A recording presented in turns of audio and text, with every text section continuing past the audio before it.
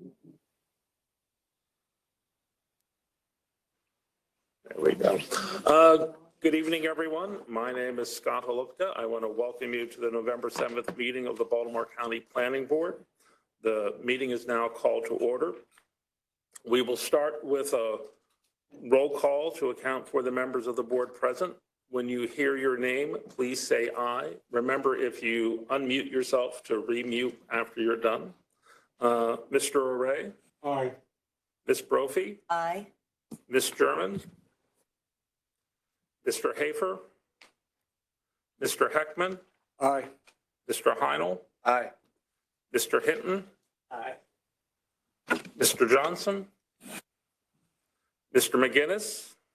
Aye. Ms. Muneses? Aye. Ms. Pinero? Mr. Schulman? Aye. Mr. Warren? Aye. And Ms. Wolfson? Aye.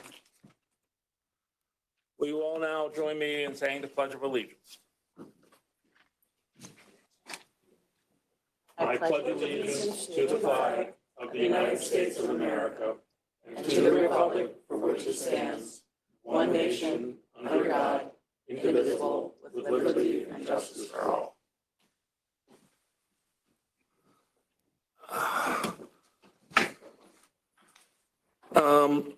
As I said, we have two new board members tonight, so I would like to welcome both of them and give each of them a chance to introduce themselves. Mr. Schulman, you want to start? Getting used to this. I'm John Schulman. I was born and raised in Baltimore County. I went to the McDonough School, and I work in the real estate development world here in Baltimore. I'm Raquel Muneses. I was born and raised in Baltimore City, moved back here from California in 2005. I'm a retired neurosurgeon, mother of three kids who've been through the Baltimore County public school system and graduated. And I reside in the White Marsh area. Before we continue, we would also like to take a moment to recognize our former chair, Ms. Nancy Hafford. It's an honor to present her with a citation from the county executive, thanking her for her dedication to the board for many years as a board member and board chair. Director Lafferty, I believe, has the citation. Thank you, Mr. Chairman. Madam former Chairman. Chair. First of all, Mr. Luca, Chairman, I know this is the first meeting you're chairing. The Vice Chair filled in admirably for you during the CIM, but welcome to your new role. Thank you. I think all of us are very honored to work with and know Nancy. She voluntarily stepped back from the board at the end of September, recognizing the changes that were. Oh, got a microphone too. Yeah, it probably helps. And tonight we have a citation from the county executive that I'd like to read. And then certainly, Mr. Chairman, I'm sure you and others want to share some of your own insights. This is an executive citation for Nancy Hafford in recognition and gratitude for your service and commitment to Baltimore County Planning Board for 12 years, serving as a member and as chair. You joined the Baltimore County Planning Board under county executive cabinets and proudly served the board and residents of the county.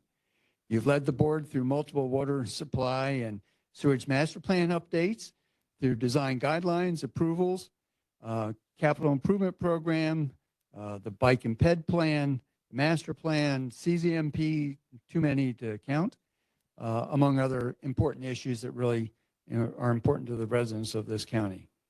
You're certainly highly respected by all your board members, and you've brought a unique leadership style, keeping them focused, using humor and strong personal relationships to ensure that everybody was respectful and attentive. And on behalf of the county residents and the county executive, I want to thank you for your commitment. This is given under my hand, his hand, and Great Seal of Baltimore County, the 7th day of November in 2024 from Johnny Oshevsky, Jr. Nancy.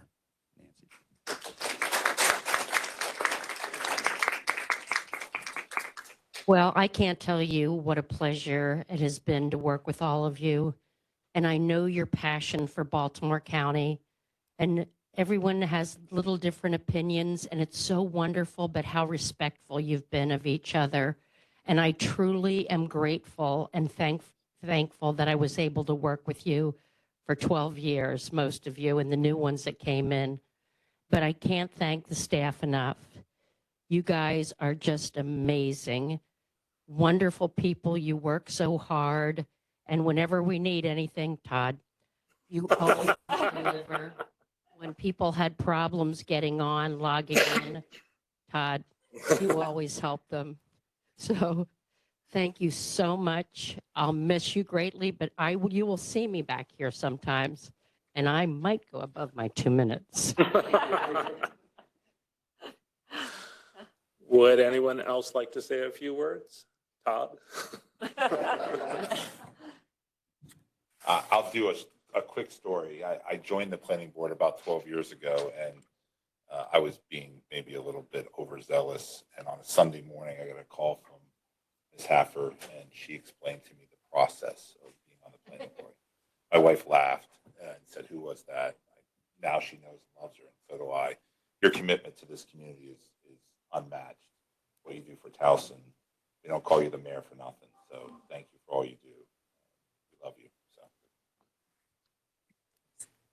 So Nance, obviously, we're friends now as well. And, you know, as a general manager of Towson Town Center, she started roping me into all this. And now, you know, here I am 5 years later. But it's been an honor and a pleasure to work with you. Like Director Lafferty said, you definitely had a creative leadership style, and we all appreciated that. And I know the public appreciated that too.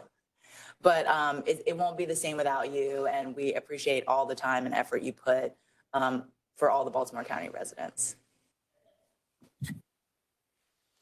And again, on behalf of everyone else, you've had a great leadership role. We've appreciated your time. I've appreciated your friendship and your friendship with my family. I know we won't be strangers and we'll be seeing you around, but you know, our heartfelt congratulations and thanks.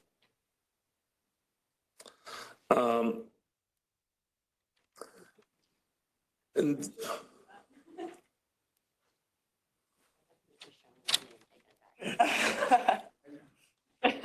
oh, come on, let's get a picture at least. Yes. I've got my phone. No. Steve, can you stand next to her? I like how Taylor slides out. Thank you. Everybody moved away. As I'm sure everyone knows as well, the charter amendment that will change sort of the makeup of the planning board passed. Mr. Warren has asked for a minute or two to speak this evening, so I just wanted to give him an opportunity before we move into the rest of the agenda. Thank you, Scott. I just want to say that it's been an honor to, and I don't know if this is my last meeting or the next one, waiting on the county council person to appoint somebody. But if I don't get another chance, I do want to thank the staff. I know sometimes I'm difficult, but I do appreciate all you guys do, and all the members of the committee. And for the new members, I just, you know, you're going to get criticized. It's the community is going to say stuff to you. But just remember, you have to have a North Star. Believe what you believe. And there's a number of the people on the board that differ in their beliefs with you. But at the end of the day, it is a civil board, and people do, after the board meeting, get along and hug and are friends, and still are friends to this day that I wouldn't have had before that. So I just want to say that I want to thank the board members. And I hope that you keep in mind what is going on in our community, what's going on you see in the elections, that we have a severe need for housing, and it's my North Star. And I hope people carry that passion forward and remember that when we're looking at opportunities for the working people in our community. So with that, thank you guys. Thank you, Steve. Thank you, Chairman. Thank you, Mr. Warren. We'd now like to move on with the rest of the agenda. Ms. Bensley, are there any changes to the tentative agenda as published? Thank you, Chair Holupka. Yes, there was one change. The local open space manual and the landscape manual were tentatively scheduled to be voted on tonight. Those votes have been deferred to the November 21st board meeting. So tonight we'll have our board meeting and then we'll have our public hearing and then we'll pick the votes up next time. Thank you. In the October 31st email, you received draft minutes from the October 17th meeting. Has everyone had an opportunity to review the draft minutes? Are there any corrections or additions to the October 17th, 2024 meeting minutes? If not, I will entertain a motion to accept the minutes as circulated. Motion. Second. Motion and second. All those in favor say aye. Aye. Opposed? The motion carries. Our first main item for introduction is the Reisterstown Main Street Streetscape Action Plan. We have a presentation from Ms. Sydney Cooper of the Baltimore County Department of Planning on the Reisterstown Main Street Streetscape Action Plan. After Ms. Cooper has finished her introduction, I will call for a motion to set a public hearing on the subject matter. Welcome, Ms. Cooper. Good afternoon. Can you hear me? Is this working? Okay. Good afternoon, Chair and members of the Planning Board. It's a pleasure to be here. I am Sydney Cooper. I am the District 2 Community Planner. Up until recently, we had sectors and subsectors for our community planning boundaries. So I was in the western sector, which was predominantly District 2, but had a sliver of District 4. So Reisterstown fell in my area. So when I came on board with the county in March, I started working with the Reisterstown Improvement Association on their initiative for design guidelines and the Streetscape Action Plan. So tonight I'm here to introduce the Streetscape Action Plan and the design guidelines, which were created as one document originally, but since they're going to be adopted into two separate county documents, we have split the presentations into two for you. So I will start with the Streetscape Action Plan, as you can see up on the screen. If you can go to the next slide, please. So as a brief overview, again, this is for the new Reisterstown Main Street Streetscape Action Plan. We really need an acronym for that. It's a mouthful. If you take a look at the map on the right side of this slide, I know it's a little small, but that area that's outlined in the orange is the Main Street area, which is the boundary for the Streetscape Action Plan and the design guidelines. This is to be adopted as an amendment into Master Plan 2030, which provides the vision and strategies for growth over the next 10 years for Baltimore County. And this Streetscape Action Plan is really a on-the-ground level plan for streetscaping and for the Reisterstown Main Street over the next 5 to 10 years as well. So Council Resolution number 4424 was passed by County Council on October 7th, which requested the Baltimore County Planning Board to review both the Streetscape Action Plan and the design guidelines. So I'm here introducing them to you this evening. This was really a grassroots community-led initiative by Reisterstown Improvement Association, RIA. They brought a consultant on board, NDC Neighborhood Design Center, which went through the entire planning process with them. And our next step in this process is the public hearing and vote, which you will see me again for on November 21st in 2 weeks from today. Next slide, please. So looking at a timeline and the process for this, starting in January of 2023 through May, there was community engagement, which was led by NDC. There was a series of focus groups with local business owners, school-age youth, senior residents, and nonprofit organizations. So they really tried to get a wide array of people to put some input into this for everybody. There was a public community visioning workshop, which invited the general public in to come and put their input into this as well. RIA and NDC worked together to create a final draft, which was submitted to the Department of Planning. And then between May and August of 2024, there was review by the Department of Planning and other county agencies. It went to the Community Planning Division, the Development Review Division, the Department of Public Works and Transportation, Permits, Approvals, and Inspections, Economic Workforce and Development, and then the Department of Environmental Protection and Sustainability, along with the Board of Liquor License Commissioners for the county as well. So we went back and forth with RIA a couple times with some suggested comments. They adopted everything that we had suggested, and then they submitted a final document to us in August of 2024. And then in October, that council resolution was passed. So the goals for this streetscape action plan are as follows. The big one is really to make the street a safe place for all people. The Reisterstown Main Street is Reisterstown Road. That's Maryland 140. It's a state highway. So we know that can be kind of a raceway sometimes and rather difficult to implement your traditional traffic calming and pedestrian safety measures. So this plan looks at some alternative methods for traffic calming and gives some suggestions that are a little different than what you would typically see. Another goal is to enhance the existing character of the area. This is a historic Main Street, and if you walk around, you can really tell you are in historic Main Street just by looking at the buildings and the architecture, the signage. It's really a unique area, and you can just tell you're in a historic place just by walking around down there. Another goal is to strengthen the business and retail identity of the district, expand the presence of arts and culture. If you've ever been to Main Street, it's a little funky and a little different. It's a really nice place to be. They want to create a focal point by enhancing the existing assets that they have, creatively consider parking for the district, balancing the needs of all street users. Again, we're talking about Maryland 140, so parking can be kind of challenging sometimes. And then they'd like to invest to enhance, highlight, and connect their existing assets. Next slide, please. So looking at the main components of the streetscape action plan, you've got the existing conditions. There is an analysis of the existing streetscape, the existing architecture, building use, zoning, and then the sub-districts as outlined in the plan. There are goals and actions. There's a really in-depth detail of the listed goals. There's also a table, which is really nice, that shows the action items, the sub-districts that they are to take place in, the lead agency for implementation, phasing, whether it be a short, medium, or long-term goal, the community role, and then a funding source if applicable.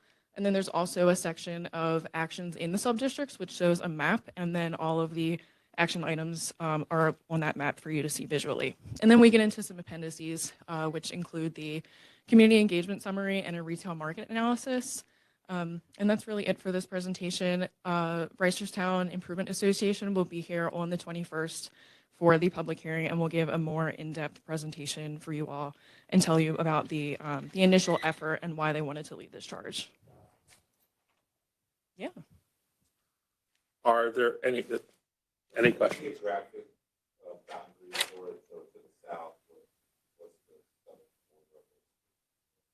Are you talking about like what street or, oh, I don't know off the top of my head. I'm not sure. I'd have to look.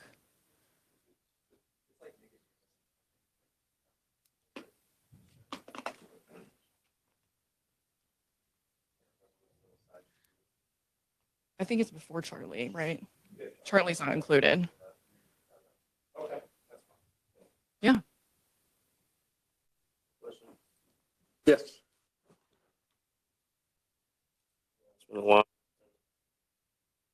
For the traffic calming, I know you mentioned some alternative options. So just like for my mind to get to thinking, what did you have in mind outside of like traffic circles or something like that?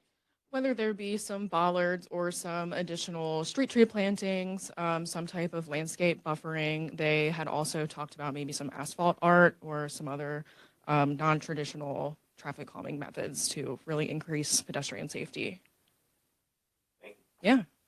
And I have lived and worked around Reisterstown for many years, but is there any plan in this, is there anything in this plan that addresses the unsightly utility poles that line the street? The BGE poles or the county poles? Not for BGE poles, unfortunately. Okay, so those big, tall, industrial size poles will stay They in are place. trying to replace the county poles. Some of the but they're kind of pretty to look at already, but some of them are falling apart. So they are trying to replace those, but with BGE, there's not much that they can do, unfortunately. Thank you. Yeah. Other questions? I have a question. Yes, I like that area, but my main complaint is finding parking. I was wondering if the areas on both ends of the main street, are those the gray areas? Are those potential parking spaces? Are they public or? No, there is a legend on this map. It's too small for me to read, but it just designates a different area. I don't know if Taylor, if you can read what that says. Looks like it's The CRD, Oh, okay. the Commercial Revitalization District. Oh, okay. Because what I find for like these main street, if you want walking traffic or a lot of foot traffic, is to have parking at either end so people can Sure. do the circuit. Sure. And there was some things about parking in here, like maybe shared parking agreements, looking at some other things that they could do to address those exact concerns. Thank you. Yeah. Other questions, comments? I guess one question I have is, since it is a state highway, how much cooperation are we getting from the state on this? I'm not sure how much input the state had on this initial effort. That would be a question I can let Crystal know, and they can have a more in-depth answer for you at their public hearing to tell you. I guess something like, doing street art, is that something that they're amenable to? Do you know? No, not off the top of my head. Right. Okay. Thank you. We're wishful thinking here, right? And Yep. we can dream big. Indeed. If there are no further questions, I will entertain a motion to set a public hearing. Be it moved that the Baltimore County Planning Board sets an in-person public hearing regarding the Reisterstown Main Street Streetscape Action Plan for Thursday, November 21st at 5:00 PM. Do I have a second? All those in favor say aye. Aye. All those opposed? Motion carries. The public hearing will be in person on November 21st. Next on the agenda, we will hear about the Reisterstown Main Street Design Guidelines from Ms. Cooper. Long time no see. Long time no see. So again, introducing the Reisterstown Main Street Design Guidelines. The Streetscape Action Plan and Design Guidelines were originally one document. So you will see a lot of overlap between the last presentation and this one. So if we could move on to the next slide, please.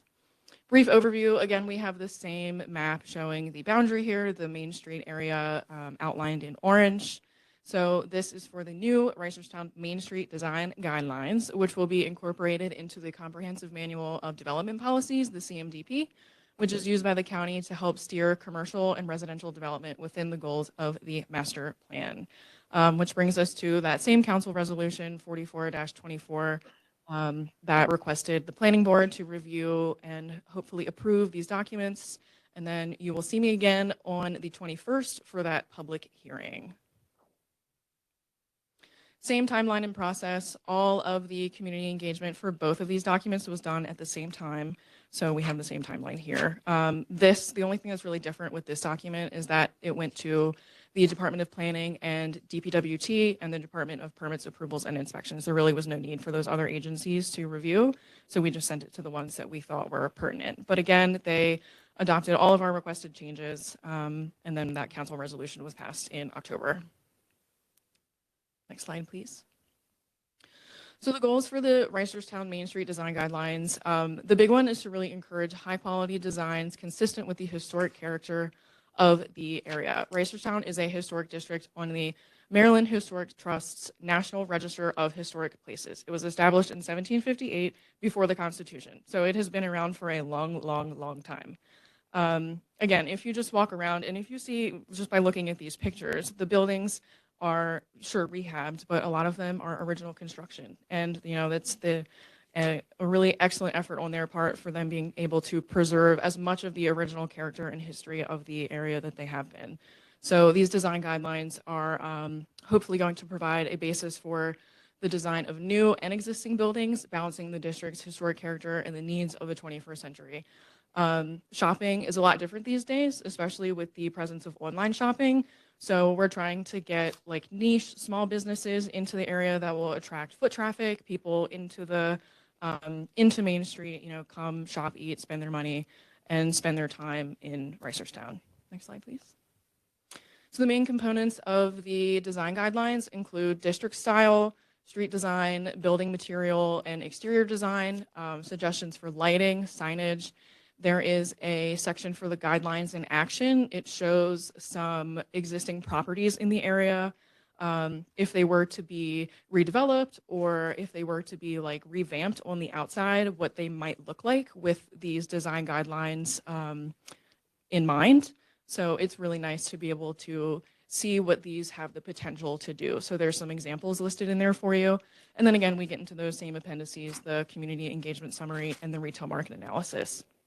And the retail market analysis shows the characteristics of the Main Street and of the existing main streets in Maryland as well. So it shows you how Reisterstown is somewhat similar, but also very different at the same time. So, but that's the end of this presentation. Again, RIA will be here to deliver a more in-depth presentation on everything on the 21st. Same district boundaries. Yep. So on the design guidelines, you've got some examples here about like, adding green space, adding screens to parking lots, changing color palettes of existing businesses. Are there already incentives or funding prepared for the existing businesses in order to meet these new design guidelines? RIA does have a facade improvement program, so that is an option for existing businesses or new businesses that come in if they want to make some changes to their facades. Okay, and that the same with like the greenery and the other kind of recommendations that are on there? I'm not sure if it applies to greenery. I guess it depends on the specifics of their program. I know it would be for signage, for like if they wanted to replace anything else on the exterior of the building itself. I'm not sure if it applies to the property, but I can surely have them clarify that with you guys. Yeah, I'm just kind of curious if there's like a grandfather grace period, right? Yeah, For of existing course. businesses to start conforming and then new businesses to follow the guidelines. Yeah, and everything that's existing is not going to be penalized in any way, shape, or form. It's just for stuff that's redeveloped or new development to come in to really preserve that historic character. So there's no penalty for existing businesses that might not be exactly in compliance. Thank you. Yeah. Any other questions? How about, are there any guidelines for designing or retrofitting these old businesses to be wheelchair accessible? There is the Maryland accessibility code. So whenever a space comes in for like a building permit or something, they'll have to meet the accessibility guidelines, but that's about. But are the older, like from the 1700s, are they exempt? I would think everything that's existing with an existing use would be grandfathered in, and then there is a certain amount of changes that are expected when a new use or like a redevelopment comes in to bring those up to code. Oh, okay.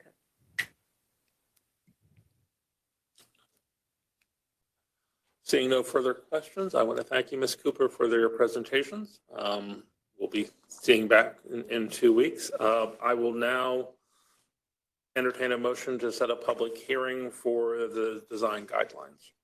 Be it moved that the Baltimore County Planning Board sets an in-person public hearing regarding the Reisterstown Design Guidelines for Thursday, November 21st, immediately following the conclusion of the public hearing on the Reisterstown Main Street Streetscape Action Plan. Do I have a second? Thank you. All those in favor, say aye. Aye. Opposed? Thank you. The public hearing will be in person on November 21st. The board is tentatively scheduled to vote on both the streetscape action plan and the design guidelines immediately following the hearing. Thank you again, Ms. Cooper. Other business.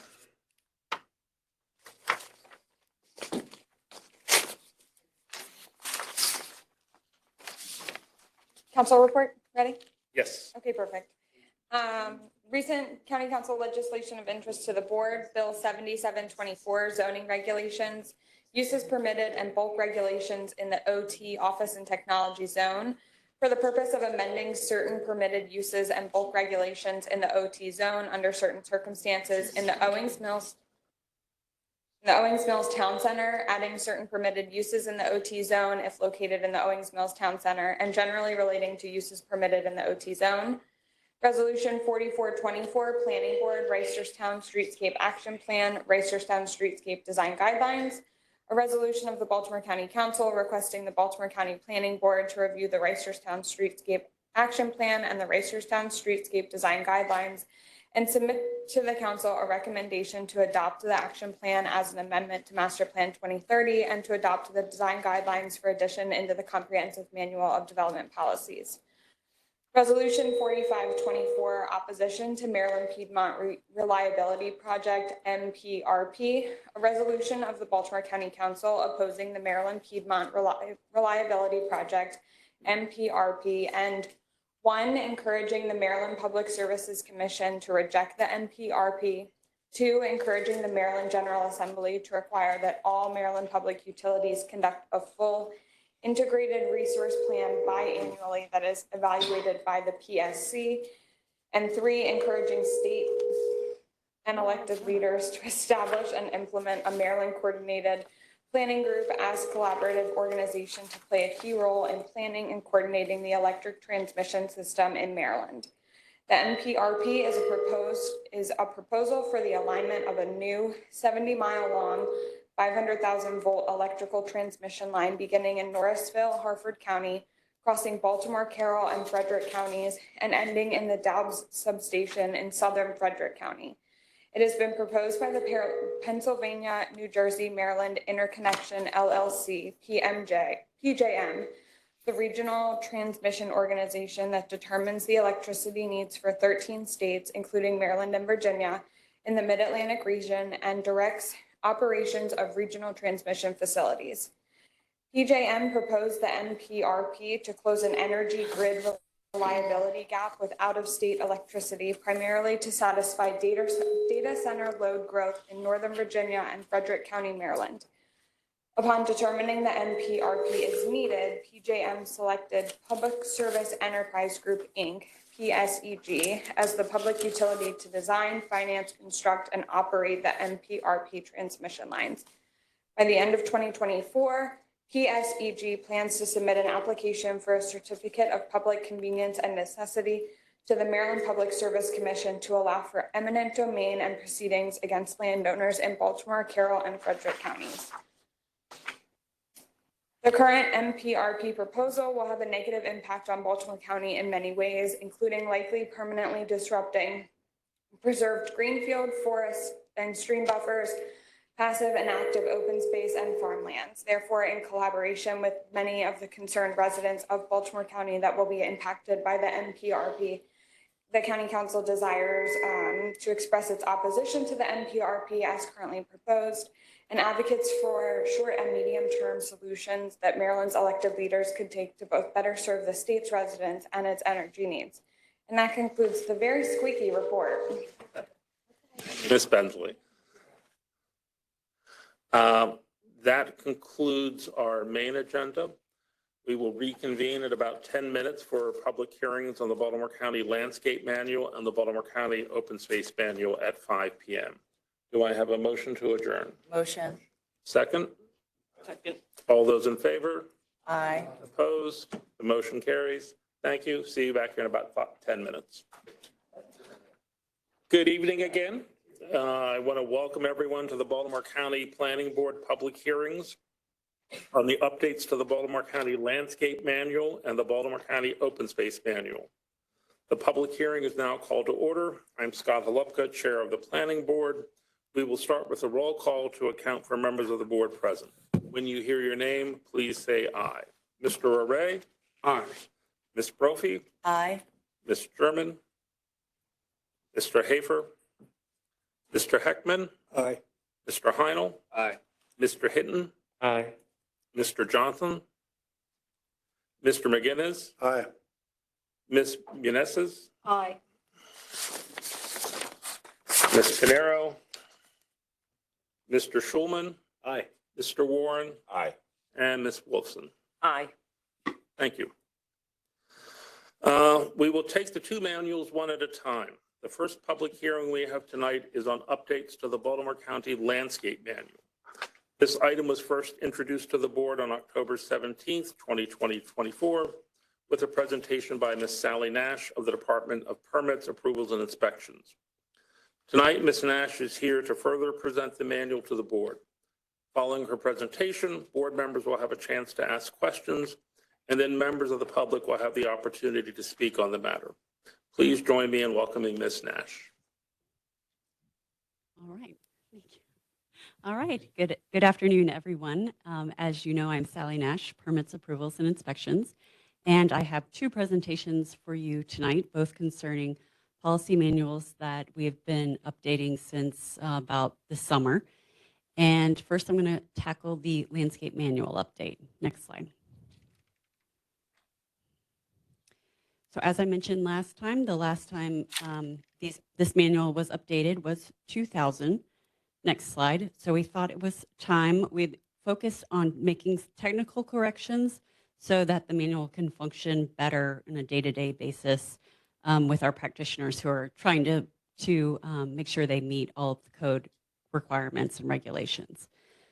A lot of the updates are reflecting current changes in Baltimore County law and procedures for how permits, approvals, and inspections functions as far as our development review process. Next slide. In many sections, the updates were pretty minor, such as in the introduction, we updated the code sections, made it a little more concise. Next slide. In goals and objectives, we clarified the relationship the manual has with the Comprehensive Manual of Development, the CMDP, which is the overriding policy document behind this more technical implementation of those ideas. We removed a lot of the redundancies with the CMDP. There's still some overlap, and we added additional language for climate change and edible landscaping. Next slide.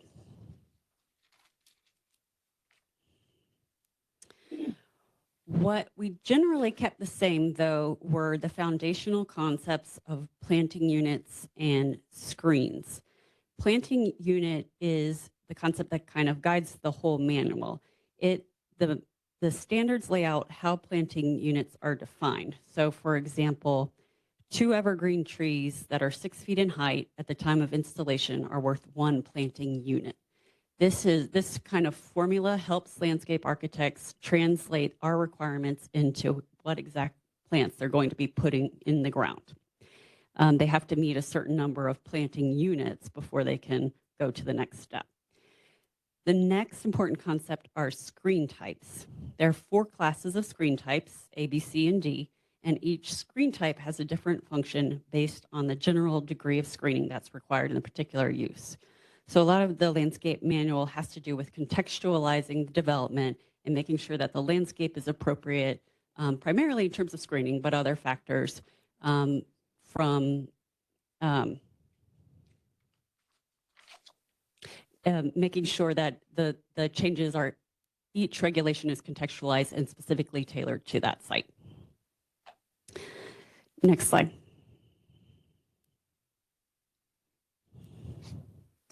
We have found over the years this landscape manual has served many other jurisdictions have adopted very similar landscape manuals over the past 20 years. And we think that's because the foundational concepts work very well.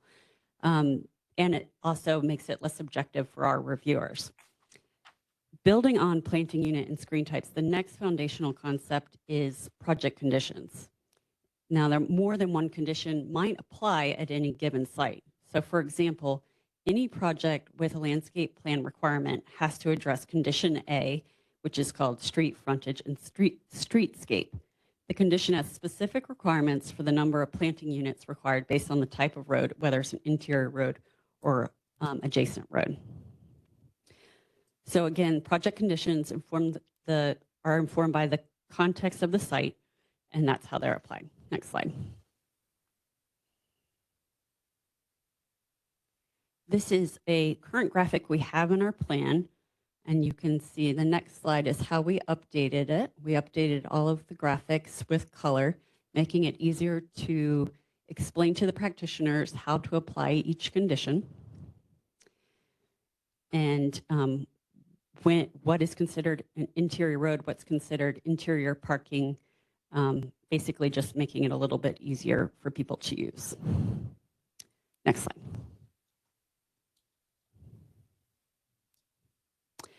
In applications of standards section, we added various clarifications. We added provisions that PAI can require replacement of lost vegetation, which is currently not in the manual. Next slide. And for the plan preparation, review, and approval, there were several processes and flows as far as applications go that we had to update. Next slide. Appendices, we wanted to focus on removing some of the out-of-date information We removed definitions that were no longer the words were no longer in the manual. We added a new detail for street trees, which comes to us from the Department of Public Works and Transportation. And we added additional examples for calculating required landscaping.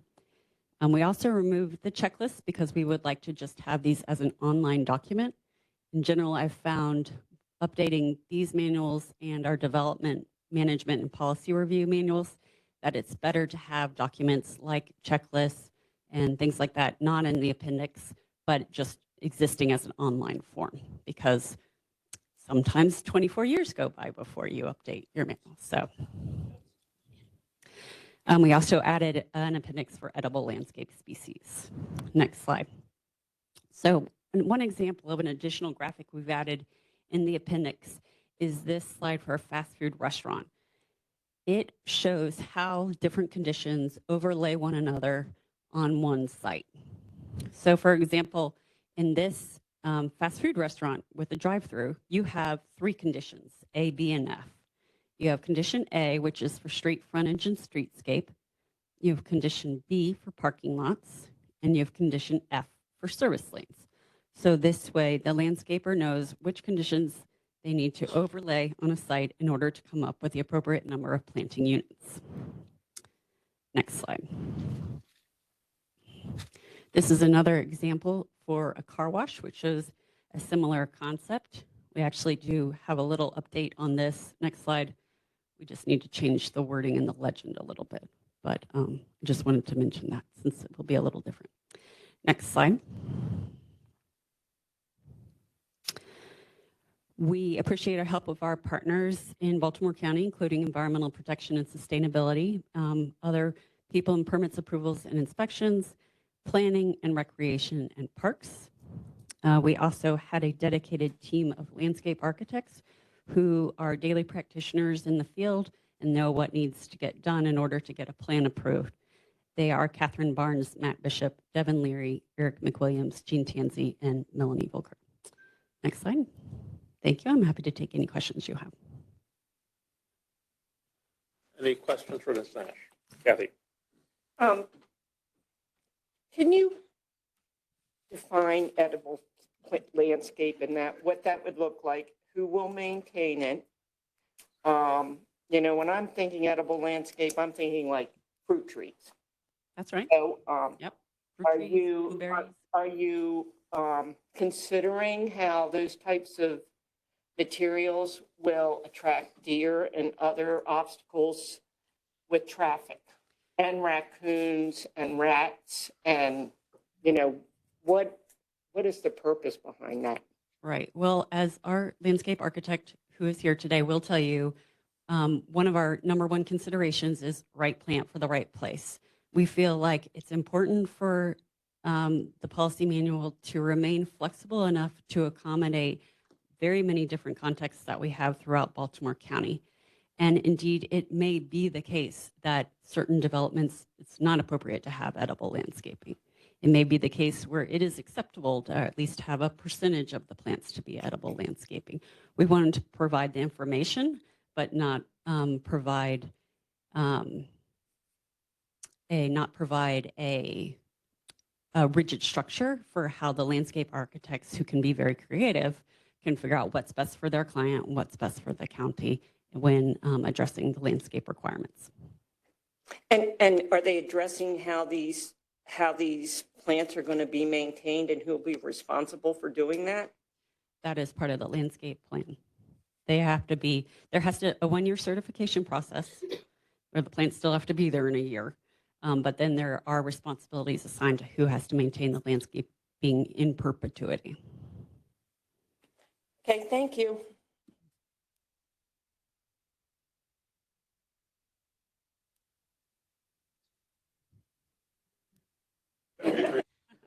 There you go.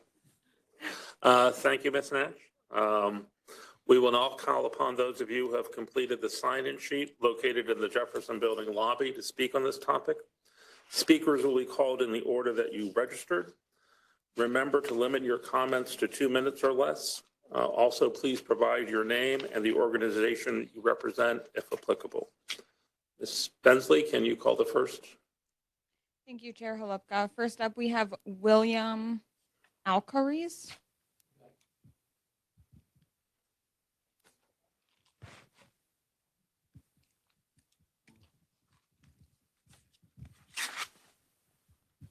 Good evening, and thank you for allowing me to testify tonight. To start, I have information that is worthy of attention regarding trees and possible inclusion of my comments into this manual. To summarize, if a tree falls or encroaches on a neighbor's property, the owner of the tree is void of responsibilities. Warning tree owner of such circumstances or their responsibilities simply will not always work. Basically, as what I've been told regarding laws as they exist, it befalls the impacted party to clean up, trim, or potentially be responsible for damages. Baltimore County exasperates these issues, requiring in many cases for property owners to plant trees. These efforts are allowed to occur without any type of professional landscape, architecture oversight. As an example, if I may, a property owner can plant an oak tree adjacent to a neighboring property line, which can grow 50 feet in height and branch out accordingly. Branches can span into impacted houses. Animals can jump onto roofs and chew through the roofs and enter attics. To trim the tree, if the tree owner elects, they can disallow an arborist to climb the tree in order to perform maintenance. If the impacted property owner in turn trims the tree and the tree dies, the impacted property can be held responsible. Telling or warning a tree owner can mean nothing if in the event that the tree owner has no money or insurance. The solution is simple. If you plant a tree or have trees on your property, you maintain them. In some, if the tree encroaches beyond your property line or if the tree is a threat to your property, the owner of the tree has responsibility. Current policies, lack thereof, allow for damage, contentious neighbor conflict issues, cost expenders, impacted parties, to name a few. In closing here, just have a couple other comments. Tree liability has been investigating in neighboring jurisdictions. A reputable Maryland law firm, Whiteford Taylor Preston, has generated a report, here it is right here, regarding tree liability that differ from Baltimore County actions, and that report mirrors what I have just shared with you. I have raised this issue to my council person, Mr. Marks, my state delegate, and has been reviewed by County Attorney Mr. Bosick to no avail. I recommend actions populating within this manual addressing these issues accordingly. Thank you. Thank you. If you have material to leave, to give to the board, you can leave it with Ms. Bensley. I'm sorry? If you have material that you want to make sure that to provide to the board, you can give it to Ms. Bensley. No, I just what I have here. If you want my comments in writing, I just found out. No, that's fine. Or email it to us. You said you referenced several materials. I just wasn't sure if you wanted to share it with us. I can email you this article if you let. Sure. All right, and is the email address on the website or no? I have. Yes, I have. All right. Thank you. Good evening. Next up, we have Allison Schultz.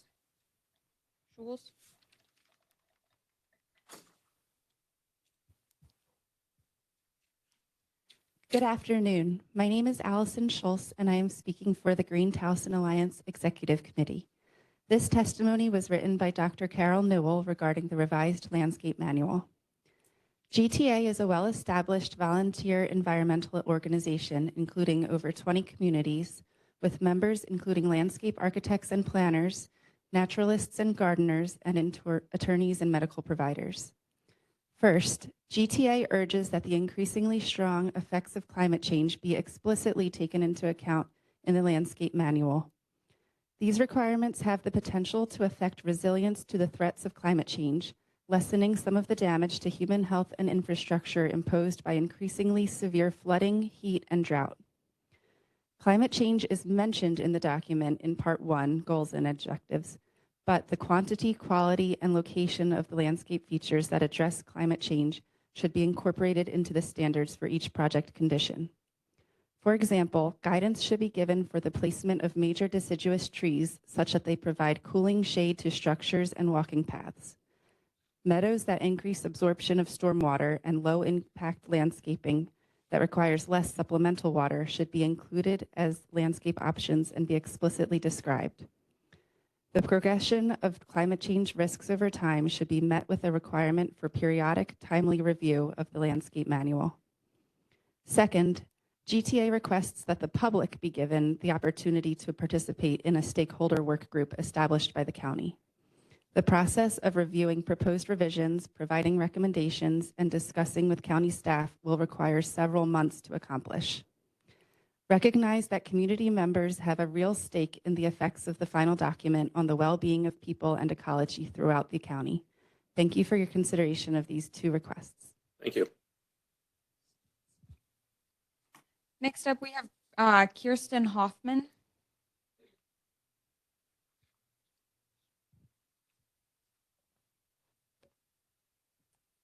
Excuse me. Kirsten Hoffman, speaking on behalf of the Maryland Native Plant Coalition, whose core members, the Green Towson Alliance, the Maryland Native Plant Society, Sierra Club, and Wild Ones, work at county and state level to promote sound environmental practices with a focus on native and invasive plants.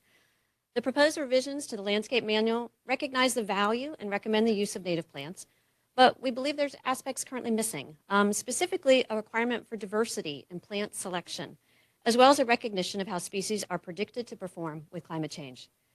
We are all aware of the issues encountered, especially among trees, when a pest or disease, such as the emerald ash borer or Dutch elm disease, causes widespread destruction of a particular species.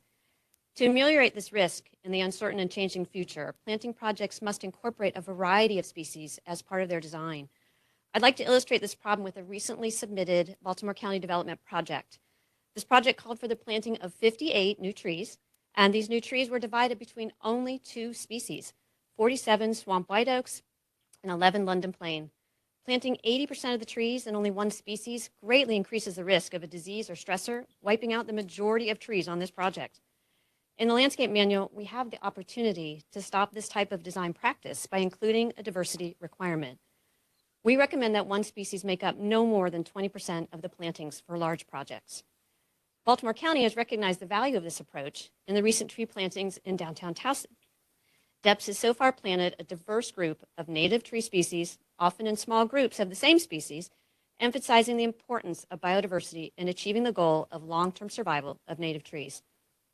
In conclusion, our environment has undergone great changes in the last 20 years from both increased urbanization and climate change, and our landscape manual needs to evolve to recognize the pressing need for biodiversity in what we plant and how we plant it. I ask the recommendations you hear today be carefully considered and incorporated into an updated landscape manual. Thank you. Thank you. Thank you. Next up, we have Christina Schleger. Oh, and I'm sorry. It looks like I skipped someone. Judy Fulton. I'm sorry. Tell them to hold the microphone closer to the Yeah. mouth. Good afternoon.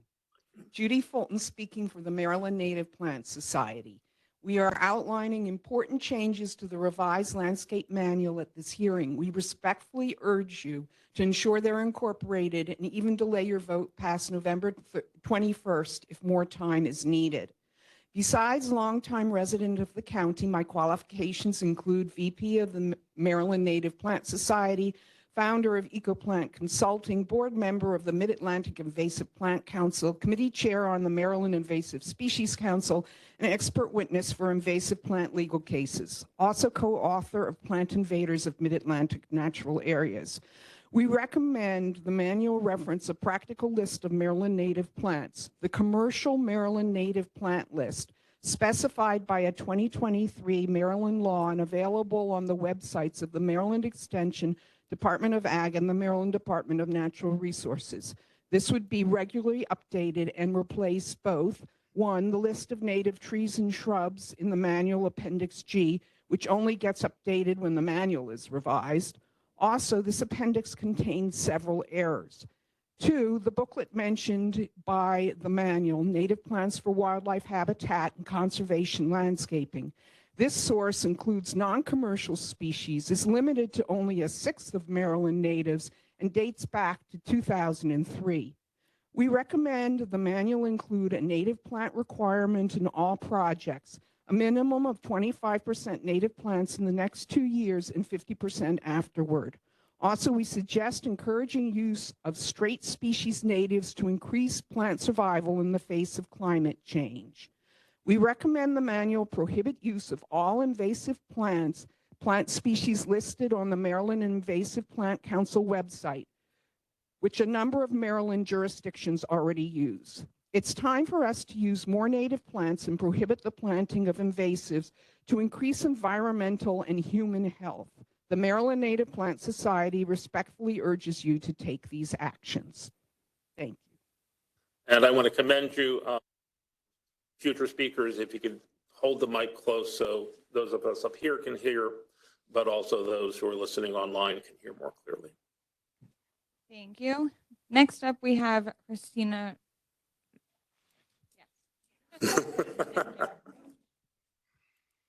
Hi, my name is Christina Schlager. I'm a Baltimore County resident and member of the Green Towson Alliance. Urban trees, particularly those planted in parking lots, often have short lifespans and fail to deliver the environmental benefits of mature trees. Mature trees offer food, shelter, and breeding grounds for a wide range of pollinators, birds, and small mammals. They provide shade to reduce urban heat and contribute to improved air quality by sequestering carbon, releasing oxygen, and filtering pollutants. In challenging environments, trees often die young due to limited soil, restricted root space, and exposure to heat, pollution, and compaction. Trees planted in paved areas have drastically reduced lifespans. Without time to mature, these young trees cannot provide the same shade, cooling, or essential food and nesting habitat for wildlife. Their short lifespans also lead to continuous costs for replacement and maintenance. We believe these issues can be addressed by updating tree pit specifications to include guidelines for soil volume and area design. Trees in confined spaces need 400 to 1,000 cubic feet of soil to thrive. Features like root paths, such as aeration strips or channels beneath the pavement, allow roots to extend beyond confined spaces, accessing additional soil, water, and nutrients. These pathways also enable nearby trees to connect to each other, exchanging resources and responding to environmental stressors collectively, which strengthens them and fosters a more resilient urban forest. We are pleased to see the revised manual's focus on native trees. Remaining firmly committed to prioritizing native species and excluding non-native species is essential. DEPS already emphasizes native trees based on ecological benefit, size, and safety. We recommend the landscape manual linked to the EPS list of recommended native trees or included as an appendix. In conclusion, by adopting soil volume guidelines, improved tree pit designs, and exclusive use of native species, we can cultivate healthy, resilient trees that provide lasting benefits. Thank you. Thank you. Next up, we have Ashley Fulton Howard.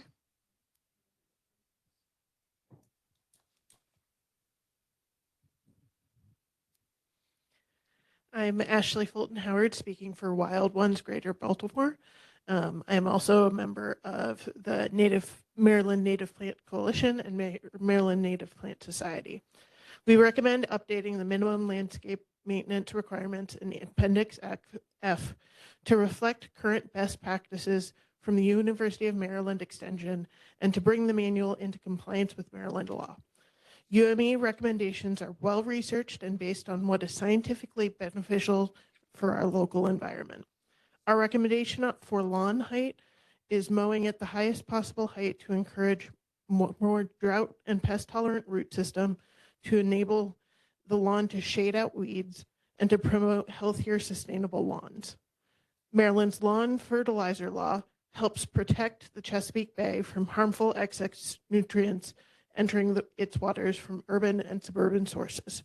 We suggest changing Appendix F to reflect Maryland law blackout dates, November 15th to March 1st, and adjusting the guidance on fertilizer application amounts and schedule times per the UME lawn fertilizer schedule. We recommend pesticide use only as part of an integrated pest management approach as outlined in UME's home landscape pest management practices. This includes properly identifying underlying causes, then using the least harmful means of control rather than defaulting to applying broad spectrum control methods. This can prevent unwanted side effects caused by improper use of pesticides, such as pest resistance, as well as harm to humans, pets, beneficial organisms, and the environment. UME states that Mulch should never touch the bark of a plant, rather be kept 3 inches away from the base of tree trunks. Excessive mulch, so-called volcanoes around the trunk, can cause decay and possible entry points for diseases and insects. These changes will have minimal impact on the effort or aesthetics of landscape maintenance, but will ensure a more environmentally sensitive practices in accordance with UME recommendations and Maryland laws. Please delay the vote until consideration of these and other issues can be analyzed and incorporated into the landscape manual. Next up, we have Beth Miller.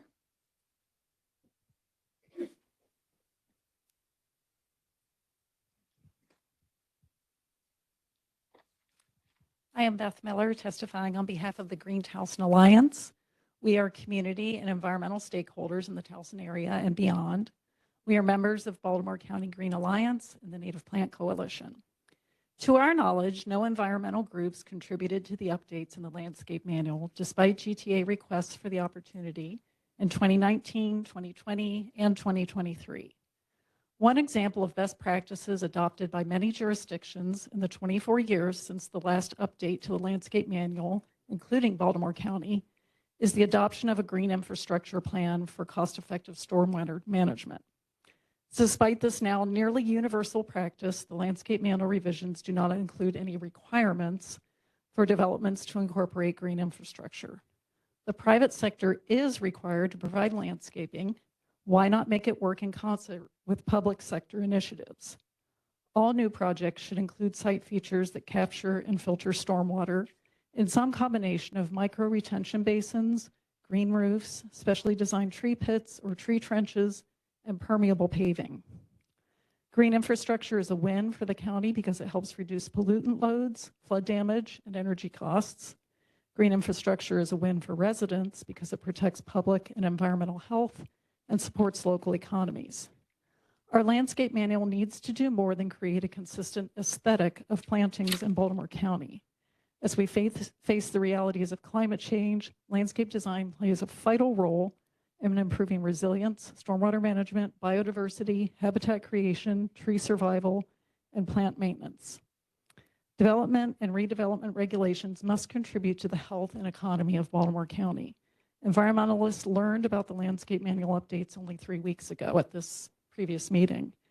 The county needs to create a stakeholder work group of environmental community members to thoroughly review and suggest revisions. Please delay your vote until environmental community stakeholder input is included in the 2024 landscape manual. Can I also ask a question? The diagrams that were shown up there, I don't know if Sally Nash is still here.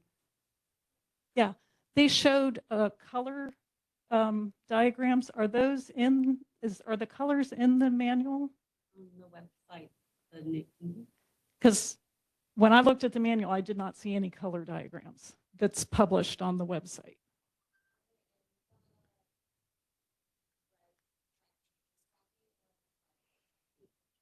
Okay, so the red track changes. So we would like to be able to review the final version. Okay, thank you. I had only seen it on the planning board. I understand. Thank you. Next up, we have Nick Linehan.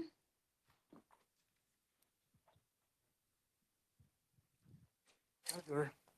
Good evening. Good evening. My name is Nick Linehan.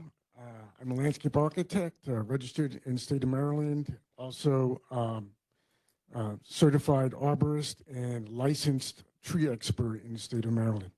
And I'd like to first endorse everything that was said before me from the GTA and others. I would like to make them all honorary landscape architects because they did such a great job, and I would love to hear that more of that from my fellow colleagues. I have some things to say about some of what has been written as revisions. First of all, just to give you an idea, I have a unique perspective because actually I was part of the writing of this document from the 2000, along with the CMDP and the guidelines for compatibility. And one of the things, the landscape manual at that time, when we were redoing all of the development process, was the concept that was that everyone went through all those documents went through advisory committees with the community and stakeholders. And I would really like this to be more visited in that manner. And I would like you to delay your vote for next week so that maybe we can work through some of these things. These issues that were brought up before me are really important, and they are a part of documents, landscape manuals throughout the other counties in the state of Maryland. Some of the things that I think are a little bit strange, and I understand what the main focus was, is there are conflicts in the landscape manual, and there are things that are difficult to manage when you're developing landscape plans. Sometimes you get too many plant units, you can't even put them on the site.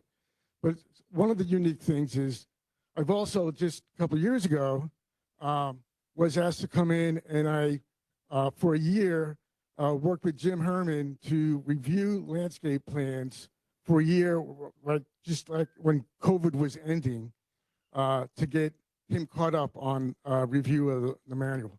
And my bosses, previous bosses are back there. So I want to just say this, is that in that time frame, the quality of work really needs to be improved, but also the quantity issue that seems to be trying to be addressed here was very rare in its, and how many times I really came up where you had too many plants for a site.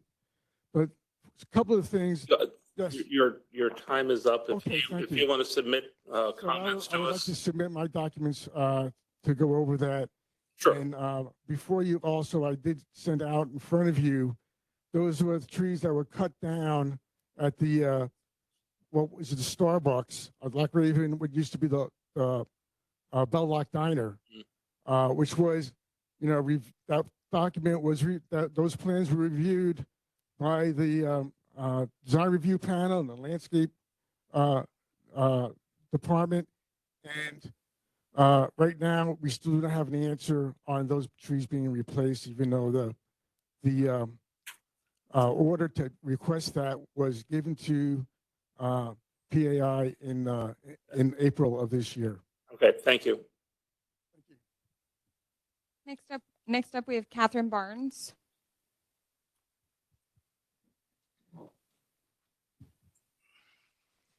Hello, my name is Catherine Barnes. I am a registered landscape architect, and I was part of the work group, the professional side of the work group that worked in conjunction with many of the departments in Baltimore County on the landscape and open space manual updates. Our task was to utilize our combined experience and expertise to update the 2000 manual to better reflect the changing attitudes, practices, and processes of the last 24 years to provide some forward-thinking guidance for its use in the future. It was a very tall task for very few people, and but we were all in agreement that the manual was in dire need of updating. The manual primarily serves for our purposes as a methodology for calculating the quantity of plantings that's required for development and redevelopment. That's not all it does, but that does seem to be the primary use for it. We have a lot of other resources that we use for what we plant, how we plant, where we plant, but the how many is what this manual has been historically primarily used for. And the manual updates as presented, I think, make our job a lot easier, a lot clearer for the future landscape architects looking at this, hopefully not for the next 24 years, to look back, come into the county, work on development projects and understand what is expected of them and make a greener design than was there before. I'm very proud to be part of the manual work group. I was very proud of the product that we provided. That being said, there's nothing in any of the comments that have come before me that I would have any argument against. I am a card-carrying tree hugger, and I welcome the input. It was a fast process, to be sure, but I don't disagree with the comments of the people before me. And if there was a way for us to make it easy, certainly easier for me to do my job. I would welcome it. All of their input, their expertise and their experience, I think, could only serve to make this better. Thank you. Thank you.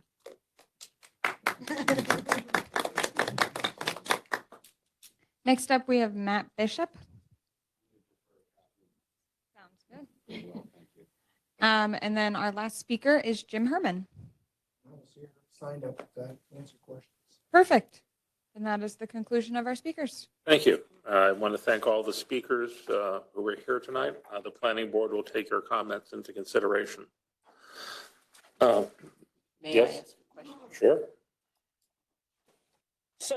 So things like mowing the grass, and I think in the manual said, was it 2 to 3 inches? And the volcano, I mean, these are like known best practices, mowing the grass taller, not creating volcanoes that rot the bark around the trees. And I read as much of the manual as I could get through, and I agree. I mean, there's somewhere in there they recommend Bradford pears of all things. I mean, it's like the scourge of the open space community. There's just Bradford pears everywhere. Birds love them. They spread them everywhere.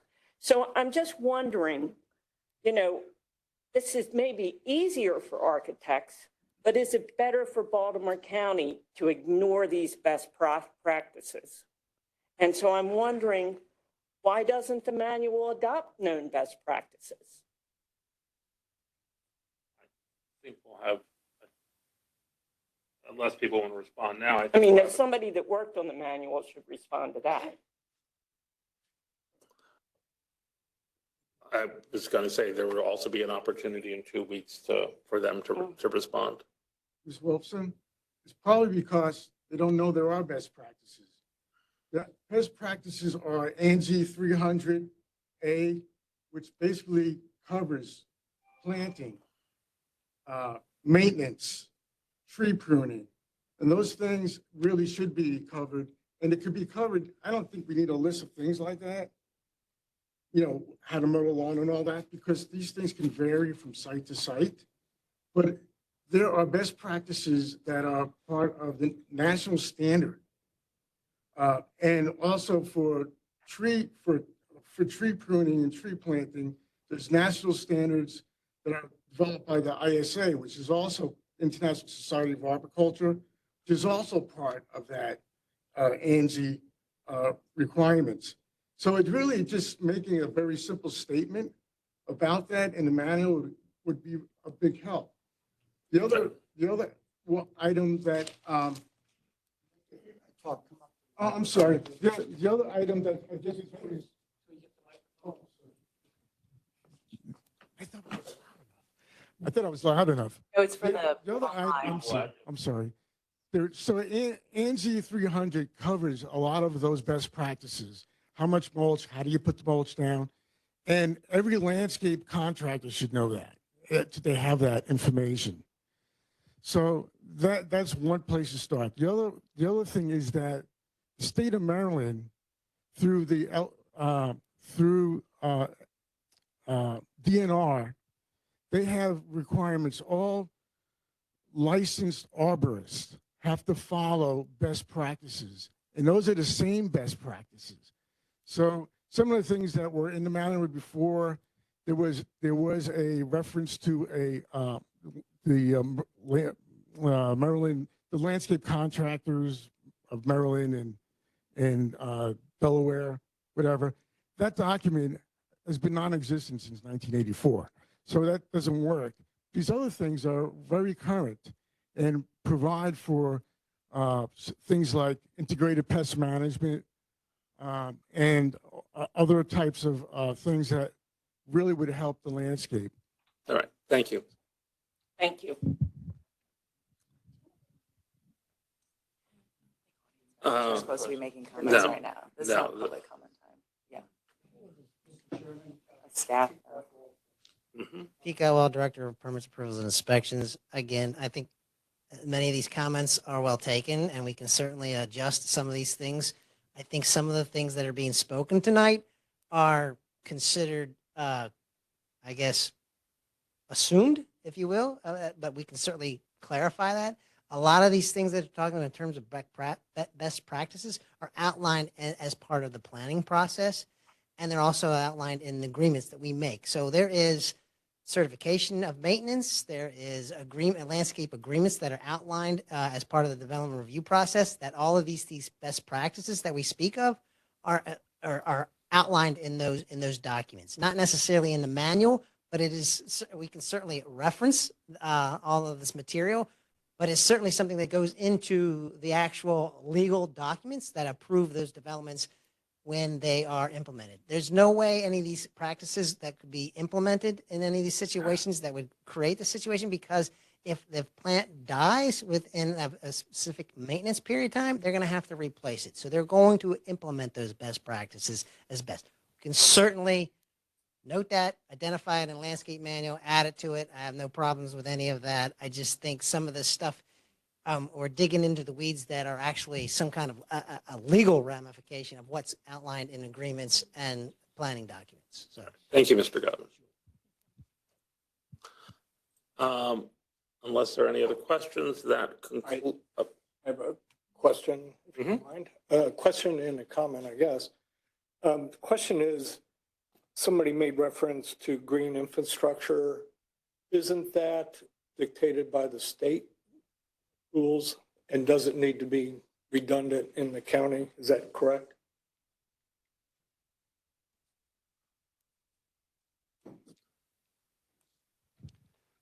Thanks for the question. I'm Greg Strella. I'm Baltimore County's Chief Sustainability Officer. I spoke with Critty Erden, who's the Director of Stormwater Management for Baltimore County, about this observation that integration of green infrastructure into the landscape is beneficial for water quality reasons.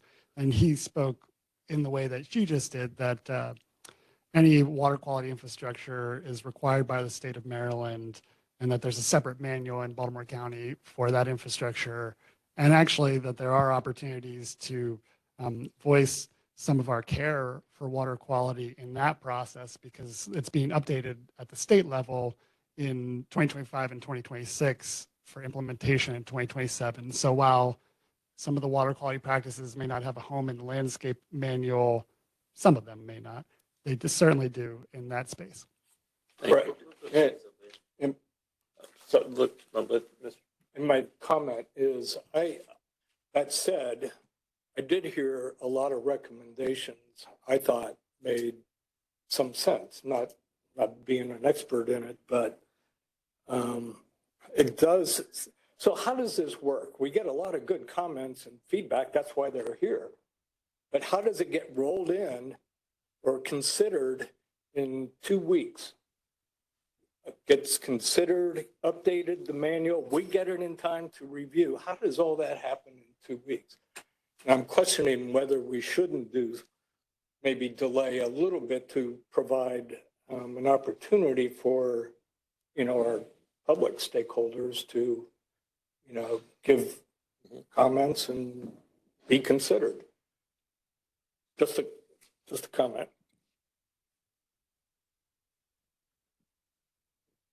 Anyone from the county want to respond?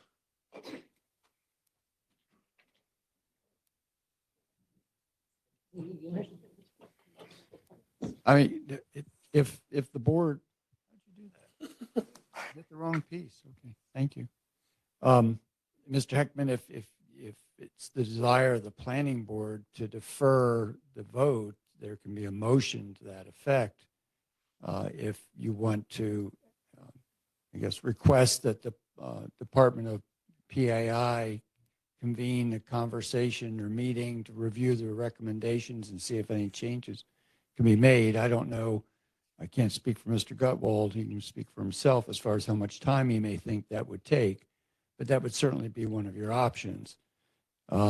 We try to get materials to the board members a week ahead of time, so that would only leave them basically a week, and Monday is a holiday. So I don't know, Pete, if you want to address the time frame or not, or how you might take recommendations into account. well, so this is only one part of a public process. This will obviously go in front of the county council as well. So, I mean, one way to do this is to do exactly what Steve said. We're not on any specific time frame, other than it's been 24 years, and I've got outdated practices trying to tell people this is what you're supposed to do, and they're like, well, I don't have to because that's not what's outlined in the landscape manual, or whatever the case may be, or the practice is outdated, as I think Nick mentioned, referencing other materials that do not exist anymore. So that's sort of my push, is to get it to the modern day era of dealing with landscape plans and make it very clear as to what's to be expected by the county. So that's my push for this, as is dealing with practitioners. But you could also put together, make us, a series of recommendations, what you think needs to be included in the landscape plan manual, and we'll take that as part of our update as we go to the county council. That would be one other thought that could happen, is that you can convene a series of recommendations. Based on those recommendations, we would incorporate that into the manual as we move forward to the county council. But we can do it either way. Mr. Gutman, is there any, we're supposed to vote on this in 2 weeks. If we approved it, say, with conditions, is there a specified length of time before you have to turn it to the council, or is that more? I'm not sure. I know there is for the 75 days is the maximum. I think we're supposed to, yes, go through the process. So it's supposed to be 75 days from the time we introduce it to get it over to the county council. Thank you. Mr. Hinton? Wait a second. Or it has 75 days Patience. until you make a recommendation. I think we have up to, yeah. Thank you. I had one quick question. I did too. Here's a lot of things that didn't make sense from the speakers tonight. I believe one of the speakers, she had mentioned that, to her knowledge, that no environmental group or expert groups had weighed in the process of this. Did I hear that correctly? And if so, could you confirm if that's true or not? The way the process, what we did was we did an internal review, which included our environmental protection. We reached out, I'll tell you, to a number of different organizations or entities and said, would you like to be on? We had a number of people. I don't know whether they were environmentalists or what they considered, but they couldn't make the meetings or they declined to attend the meetings. So we opened it up for this external committee, just like we did the development plans review and the development management, for individuals that were interested in participating in our external work group. We were focused, this is a very technical document, so we were focused on people who were practitioners in that field. So that's how the process laid out. We're not trying to hide anything. That's why we're going. We technically don't have to go through this process. I could just adopt it through the county administrative officer. I mean, I believe, but there doesn't have to be necessarily a public process. So, in my viewpoint, we should have this public. This is why we're here tonight. We heard the comments. We certainly, are welcoming them. I will agree with Catherine that there's nothing here I heard tonight that we couldn't accommodate, and just changes the direction of what we're going. I think it's additional. I think it enhances the manual of some of the comments we've heard. We're certainly more than happy to incorporate them. And if anybody wants to have a meeting with us, we're certainly more than happy to sit down with them and go through their comments. Well, somebody did mention that all these discussions, these items are into state requirements, state document. Can we then reference our document to the state requirements? Sure, we can. Is it possible? It is possible, but I think one of the reasons why we took a lot of references out of the manual and like the checklist, and we can reference them, some of those materials outside of the manual, because those references get outdated.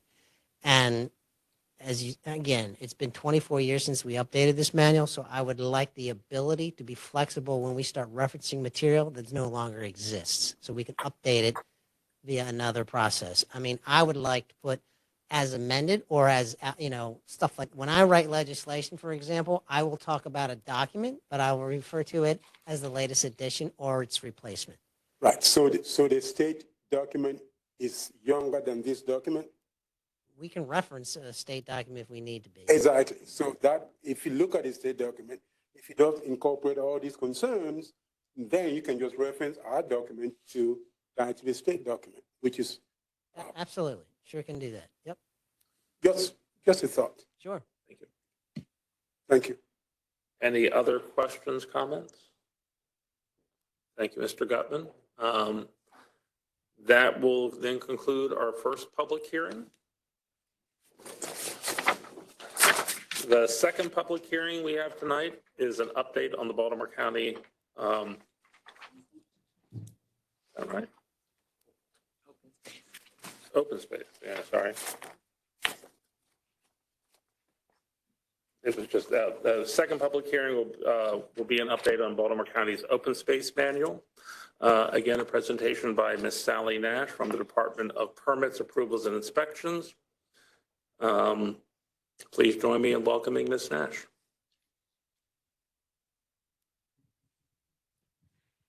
Thank you very much. Again, my name is Sally Nash, Department of Permits, Approvals, and Inspections. Next slide.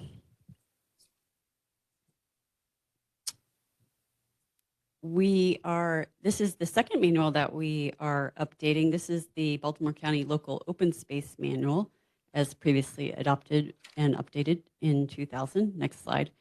We actually did make one change you'll notice right off the bat, which is that we renamed the document. Previously, the document referred to local open space, which is a concept that no longer exists in the Baltimore County Code. We want to clarify that this is residential open space. It applies for a development project that includes a residential component. They must include an open space component of their plan. So this manual helps guide implementation of that requirement. It also gives guidance for greenways. This plan works in concert with the Baltimore County Land Preservation Parks and Recreation Plan, the LPPRP, which is the overall guidance document for this technical manual. Next slide. Similar table of contents. This is a much smaller manual. Next page, and we had fewer changes. Biggest change was the local to the residential. There's also an amenity open space, not to be confused with residential open space. That is a concept that applies for zoning purposes. We do mention it in the document, but the main purpose of this document is to focus on the residential open space requirements. Next slide. Goals and objectives, minor updates, and some reorganization. Next slide. In open space definition and standards, we added quite a few definitions for terms that were actually often in the manual but hadn't been defined previously. We incorporated standards that are now part of the Baltimore County Code, weren't reflected in the previous manual. And we emphasize connectivity between residential open space and greenways in terms of creating recreational space. We also changed the terminology for waiver to fee in lieu. And just to be consistent, it was kind of referred to both ways. And we also added guidelines on when this fee can be given, because that creates a lot of havoc in our offices as well. Next slide. Greenway standards, we made very minor updates to that section. Next slide. In development processes, again, we updated the procedures for development plan review that have changed a little bit in 24 years. We clarified that greenways can't be transferred to the county or an HOA or community association or condo association until the inspection and approval has occurred. And we also added a requirement that playgrounds have to be certified by a certified playground safety inspector. Next slide. Appendices, we updated sample forms. Next slide. And again, same helpful group that we had before. Again, thank you to our partners in other departments and to our landscape architects. Next slide. I'll be happy to take any questions you have about the residential open space and greenway manual. Thank you. You'll be getting your money's worth. It's only another 2 weeks I'll be here, so I'll take care of this. So I'm looking at page 7, and I knew this may not apply here because you probably don't have any, this is probably legislation. But I'm wondering why there can be residential, if you have a development, if you can use off-site open space in another district. Isn't the whole purpose of open space to serve that development? I might have to call on a expert here. I believe it has to be in the same district. I think that's what. The same council It's on, district. it's D1, page 7. I thought I read it had to be in the same district. Now, it says the fees in lieu of must be used in the district when the property, where the property is located. But it did say that the residential open space off-site in another district. It's a may, and it should seem like it should be a shall.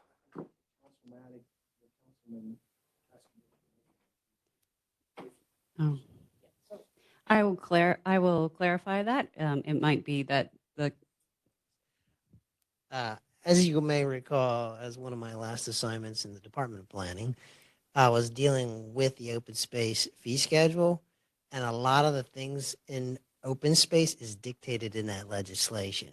So a lot of the things that we are doing with the open space manual is already dictated by a law on how it's to be done. But we will take a look at some, if the wording is not clear, and that's what we were trying to do, ironically, with this with the manual, is make it abundantly clear as how we do these things. There's been, in my experience over in PAI, there's been confusion as to how we would apply certain types of amenities, or how, particularly when you have your planned unit developments, how that is related into what's required under typical open space. And we're trying to clarify and separate those two types of activities that are going on through the development review process. I mean, I'll just say that because I got very familiar with the whole fee schedule and the tiers and all that good stuff. So if that helps. Other questions?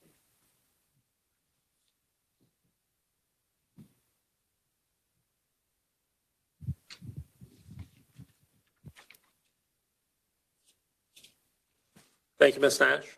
Ms. Bentley, do we have any speakers on this? Yes, our first speaker is Phyllis Joris.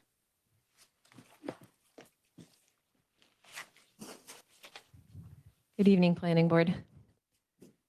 My name is Phyllis Joris. I'm a resident of the 3rd District and Executive Director of Neighborspace of Baltimore County. Neighborspace has submitted written comment to Ms. Bensley on the updated open space manual, which I would urge you to review. There are several comments, Ms. Wolfson, to your point, and others that I think would benefit from your reading. I would like to take my 2 minutes today to express my concern about the process that was followed to update the manual. As a constituent, I'm concerned that residents are not involved. They were not consulted while revising the manual, did not get an opportunity to provide feedback. Open space regulations have very real consequences for the individuals and communities in Baltimore County, and constituents have been loud and clear in the last few years in expressing their concerns. Residents know better than any subject matter expert, in my opinion, what constitutes livable communities, and they should be afforded the opportunity to advise on the guidelines that are shaping their neighborhoods. As the Executive Director of Neighborspace, I'm concerned that we were not notified of, let alone consulted on, the updating of the open space manual. As you may know, Neighborspace complements the county's work by providing communal green spaces within walking distance for residents inside the URDL. We were established in 2002 by a county council resolution, and county code stipulates that 20% of the open space waiver fees collected annually are allocated to Neighborspace. Changes to the open space manual could have very immediate impacts on our work and on the communities we serve. Currently 21 communities, but growing. In order for Neighborspace to truly complement the county's efforts and to help you achieve the goals set forth in the master plan, in the LPPRP, we need to be able to work together productively. We ask that the county create a stakeholder work group that includes Neighborspace, environmental, and community representatives to thoroughly review the draft open space manual and provide feedback. I respectfully request that the Planning Board delay its vote so that such input can be provided and discussed. Thank you. And Jim? Perfect. That's it. Thank you very much. Unless there are any further comments or questions, this concludes the second and final public hearing of the evening. A reminder that both of these items are tentatively scheduled to be discussed and voted on at our next meeting on November 21st. That meeting will be in person. To your question, Mr. Heckman, since this is a public hearing, I don't think we're able to make a motion at this point. You're right. But we will be able to make a motion about that at the next, at our next meeting. I think that would be the appropriate way to proceed. Do I have a motion to adjourn? Motion. Second? Second. All those in favor? Aye. New board members, thank you very much for your attendance. Look forward to seeing you at many future meetings.